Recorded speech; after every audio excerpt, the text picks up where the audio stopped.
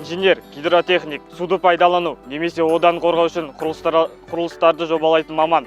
Мамандықтың ерекшелігі инженер құрылымдарды жобалаумен және кейіннен қызмет көрсетумен айналысатын маман.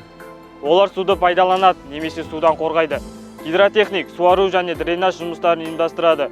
Су құрылыстарын жобалайды және салады. Сонымен қатар олардың дұрыс жұмыс істеуін бақылайды. Адам баласы өмірде екі нәрседен қателеспеу керек. Соның бірі мамандық. Мамандық ол ерекше жауапкершілік және маңызды іс. Мен Раим Шыңғысхан, Үшқоңыр су шаруашылық колледжі гидротехник мамандығын 2-ші курс студентімін. Су тіршілік көзі. Табиғат байлықтарында судың орны ерекше. Жер бетінде сусыз өмір сүруге болмайды. Қазіргі таңда Қазақстан әлем ішінде су көп қолданатын елдердің бірі. Су ресурстарын сұрыптауы тоқталмаса, болашақта су тапшылығы болуы мүмкін.